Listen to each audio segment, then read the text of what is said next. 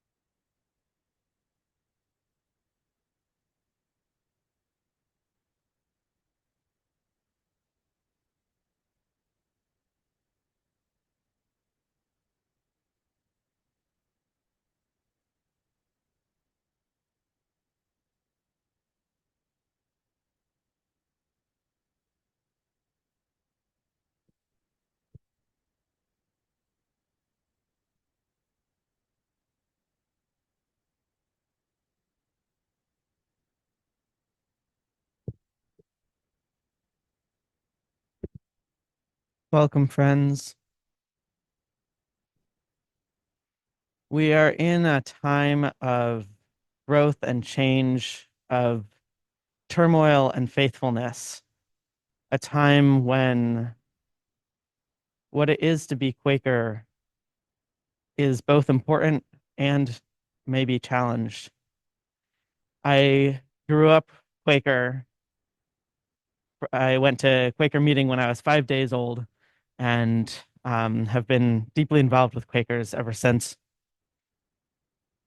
And growing up, I was inspired by many people in our Quaker history, by Bayard Rustin and Lucretia Mott, John Woolman, many others who lived faithfully even as the world around them didn't understand always where they were coming from or why they were doing what they were doing, where their leadings were bringing them to challenge aspects of society that they understood to be wrong or harmful or not honoring that of God and everyone.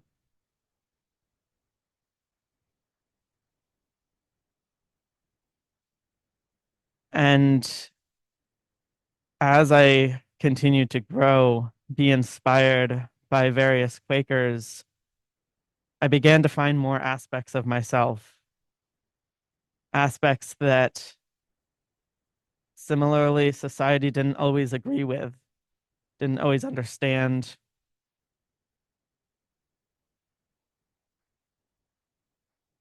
I learned a deep sense of faithfulness in Quakers, listening to spirit, listening to the inner teacher,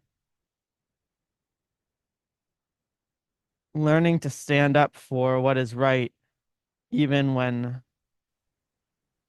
that's hard, when that's shamed, when that's looked down upon.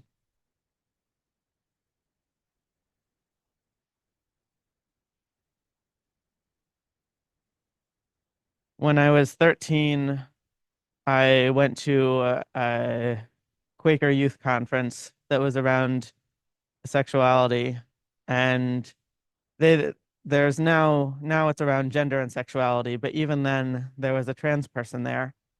I had not ever knowingly met a trans person, and when this person described their life story,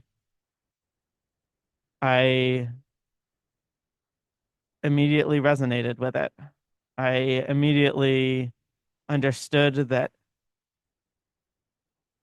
spirit was leading me to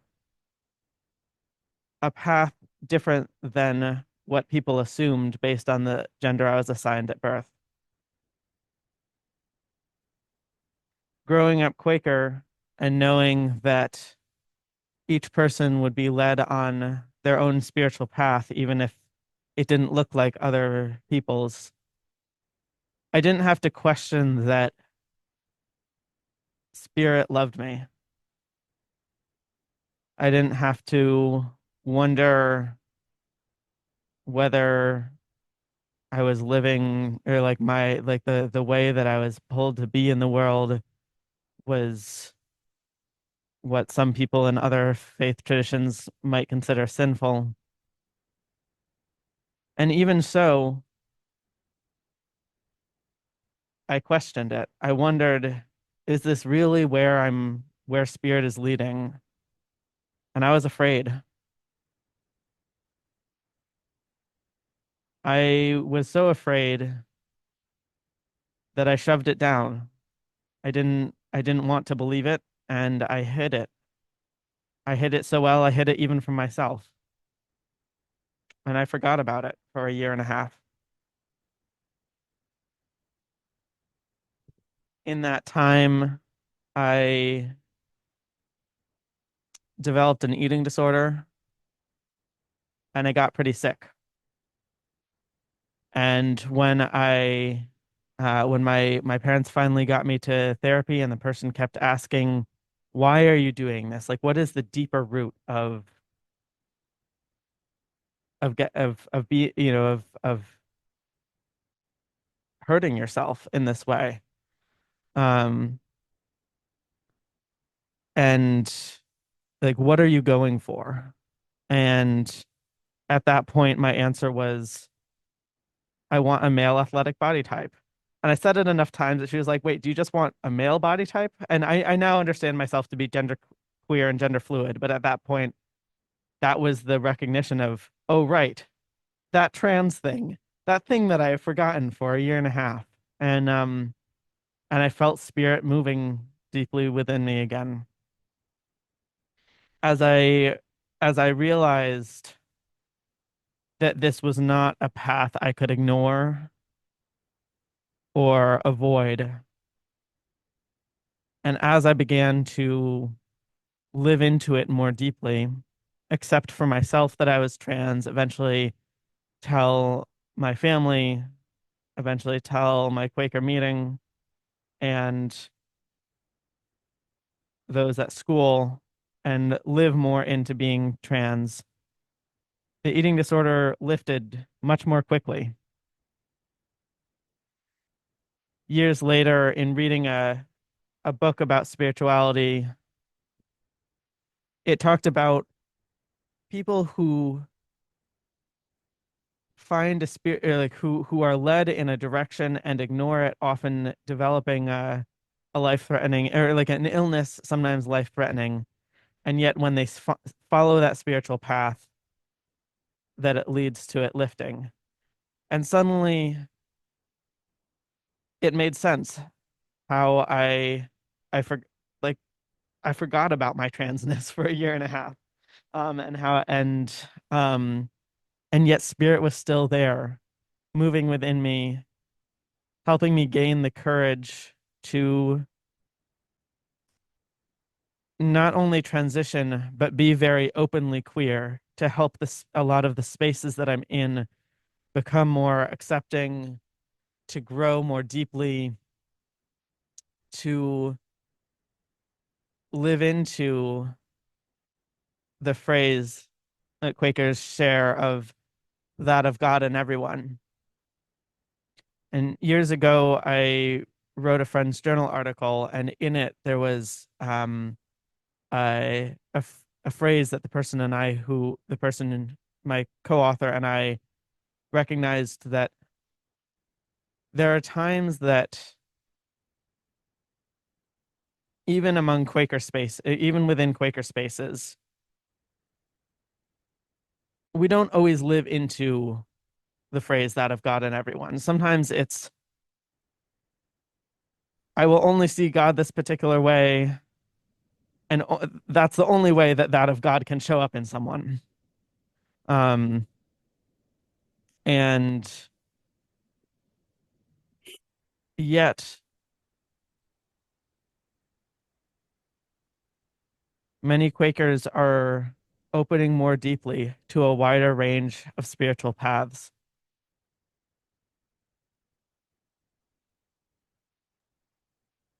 believing a wider range of ways that various people among us are led.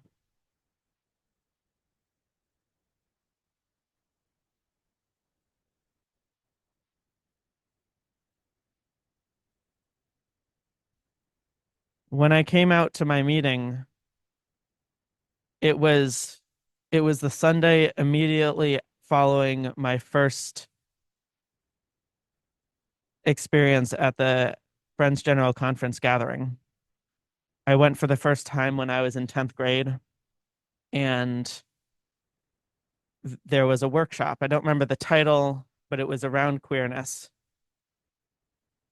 And it was the first chance that I had to introduce myself with a new name and to have that name used that week in just that workshop. I wasn't yet courageous enough to come out to the wider group of high schoolers, but I was able to see myself reflected among others in my community.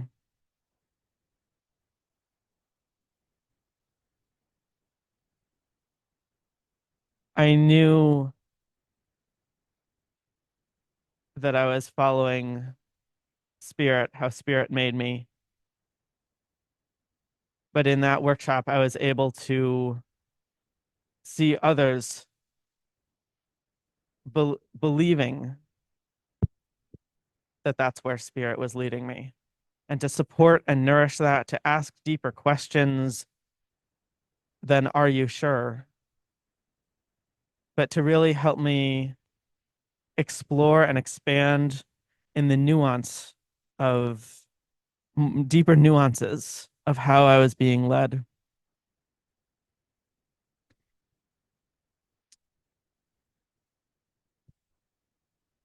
And that following Sunday, the day after I came home from FGC, I felt led to share this with my Quaker meeting. My dad was clerk at the time, and he has expressed later that he was slightly challenged when, at the end of meeting, after he had closed the meeting, I bounced up to him and whispered in his ear, "I'm going to come out, Dad." Um, and he didn't have much. He was a little nervous. He was a little worried. Um, and and he was scared. Um, not for me in Quaker meeting, but me in the world.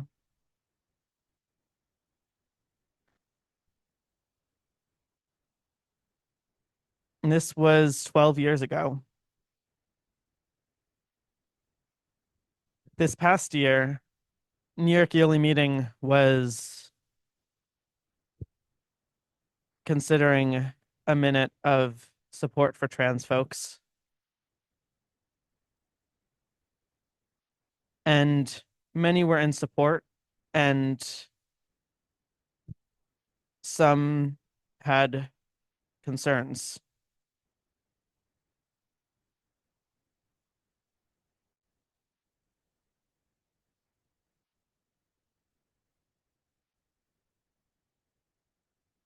It was a challenging 4 hours of discernment that were supposed to be half an hour. Um, and I'm not going to delve into deeper aspects of it right now, but the last um when we were into 2.5 hours in on the second day of what was supposed to be half an hour on the first day, um, the clerk said, "All right, we're going to hear from two more friends, and then we're complete." And the first person that she said, "We're going to hear from this person," and I had an internal "oh no," that this person had been one of the people who was most standing, most who I felt least that of God within me was least seen by. And then, and she said, and then we'll hear from Steve Morey, who's my dad. And the first person spoke, and he was actually at that point quite in support of the minute. He said, I still acknowledge this concern, but I am willing to lay that aside because I sense that the body is um, otherwise in approval, and I want to learn more so I can be of more support. And that for me was that is one of the delights for me of Quaker process, of that. Yes, we labored with this for a while. I know I'm getting off on a tangent. I'll get back to my dad in a moment. But this was one of the delights of Quaker process for me, that even though we had labored with it a while, it had been very challenging. And sometimes I wished that I was in a group that could just so easily see, yes, trans rights are human rights. And many folks were of that view. But there was the opportunity of being with folks of a wide variety of spiritual and political viewpoints, people who might not otherwise be having conversations around transness in as open a way.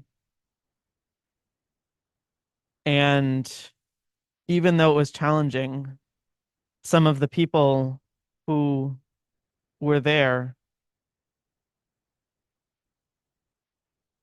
who might not otherwise be having these conversations in their daily lives, came away much more open to transness. And some people who had never used the correct pronouns for me later did, not just to my face, but with other people as well. My dad was the last person to speak, and I've only seen him cry 3 times in my life. One was 9/11, one was when he broke his toe, and one when he was talking about his experience of me coming out to the Quaker meeting. And he talked about how he was scared for my life, for living in this world as a trans person, and yet the support of the meeting helped him have faith, helped him be willing to trust in Spirit's plan and Spirit's guidance.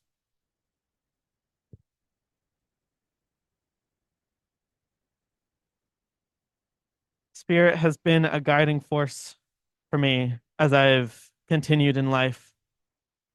There's a time where I lived in ways that were not as visible as a queer person, and yet Spirit kept nudging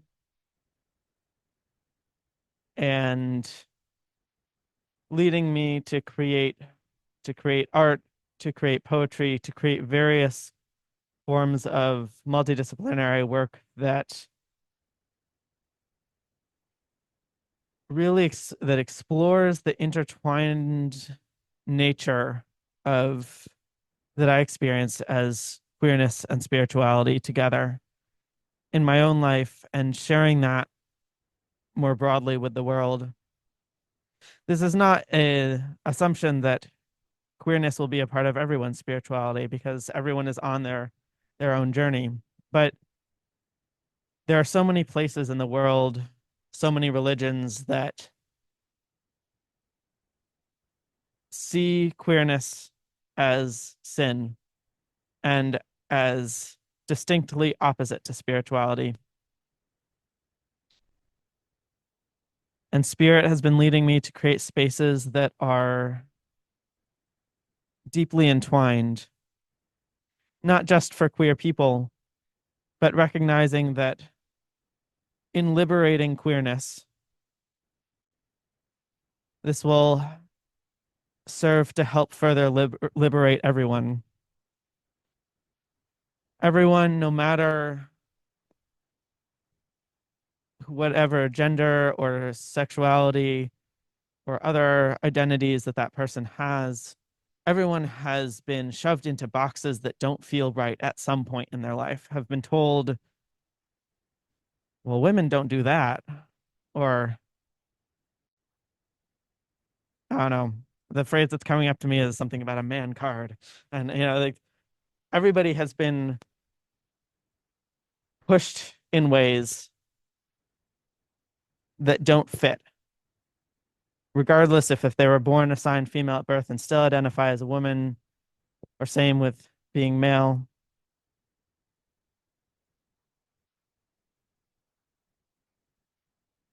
And we can all be more free as we search for liberation.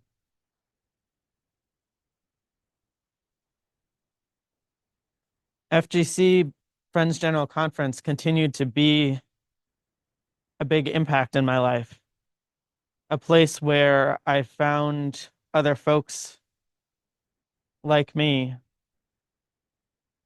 I didn't in school and in various places, there weren't in many of the places, there weren't any trans folks around me, let alone spiritual folks, let alone people who blended both of them. And yet at FGC, I found others like me. There were plenty of others that weren't like me. And one of the beautiful things that I found at various events and gatherings is that people are able to find other folks that are led in similar ways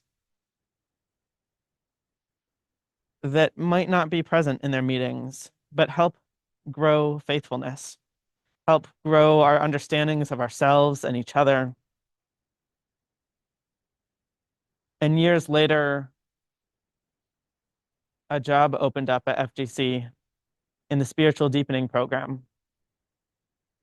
And I had been helping nourish and support spiritual deepening for a variety of folks in various ways, particularly around queerness, but in various ways for years, leading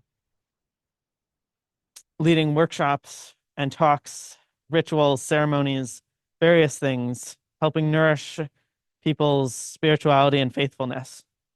And I applied and I'm now working with FGC, helping more folks grow in spirituality, in faithfulness, and understanding of divine.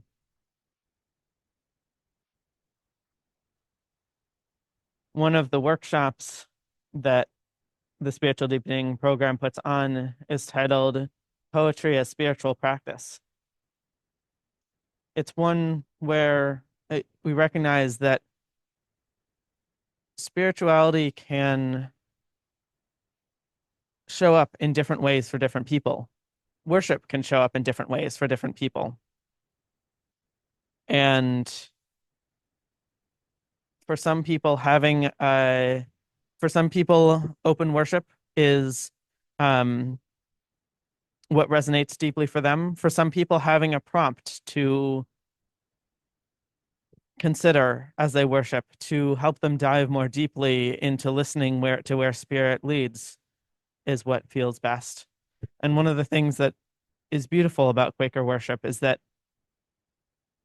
we come together in shared experience, but with each of our own understandings. And it's open to people experiencing things in slightly different flavors or different ways. So in this Poetry as Spiritual Practice workshop,